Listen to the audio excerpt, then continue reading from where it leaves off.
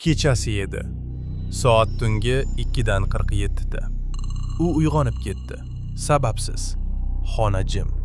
Lekin nimadir noto'g'ri edi. U asta boshini ko'tardi, atrofga qaradi. Hech narsa yo'q. Yana o'sha hissiyot deb o'yladi va yana yotmoqchi bo'ldi. Shu payt qulog'i ostida juda sekin ovoz eshitildi. Eshityapsanmi? U darrov o'rnidan turib ketdi. Yuragi tez ura boshladi. Kim bu? Dedi sekin. U eshikni tekshirdi. Yopiq. Deraza yopiq.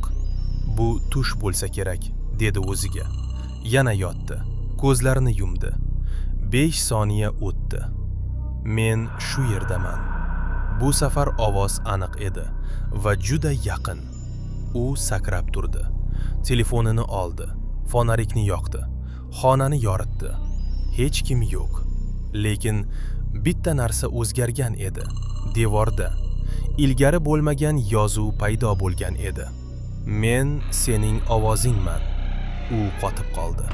Qo'llari titradi. Bu kimning hazili? Dedi. Shu payt telefon yozib olish rejimiga o'zi o'tdi. Ekranda yozuv chiqdi. Recording. U hayron bo'ldi. Men bosmadim-ku, dedi. Lekin ovoz yozilayotgan edi. Sekin u nafas oldi va yozuvni qayta eshitdi. Birinchi sekund jimlik. Ikkinchi sekund. Eshityapsanmi? U muzlab qoldi. Bu bir oz oldin eshitgan ovoz edi. Lekin eng qo'rqinchlisi u ovoz o'ziniki edi. U qo'rquvdan telefonni tushirib yubordi. Yo'q, bu mumkin emas, dedi. Lekin telefon yana o'zi yozishni boshladi. Yangi yozuv. Bu safar ikki xil ovoz eshitildi. Birinchisi uning o'zi. Ikkinchisi xuddi uning nusxasi, lekin pastroq, g'alati. Sen meni ichingda ushlab turibsan. Endi chiqish vaqti keldi. U qichqirdi. To'xta! Lekin yozuv davom etdi. Sen uxlaganingda men gapiraman. Sen jim bo'lganda men yashayman. U devorga qaradi. Yozuv o'zgargan edi. Men sen emasman. Hali. U orqaga chekinib ketdi. Bu nima balo? Dedi.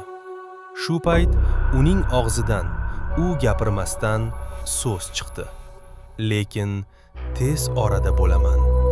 U qo'llari bilan og'zini yopdi. Men gapirmadim, deb baqirdi. Lekin ovoz yana chiqdi. Sen faqat tanlading. Qanday tanladim? Dedi u. So'ng telefon ekranida yozuv paydo bo'ldi. Esingdami? Va birdan uning xotirasiga nimadir qaytdi.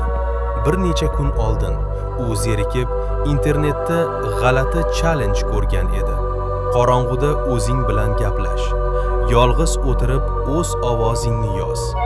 3 marta o'zingga savol ber va javobni kut. U kulgan, lekin baribir sinab ko'rgan edi. O'sha kecha u yozuv qilgan. Bu yerda kim bor? Kimdir meni eshityaptimi? Men yolg'izmanmi? Keyin yozuvni o'chirib tashlagan edi.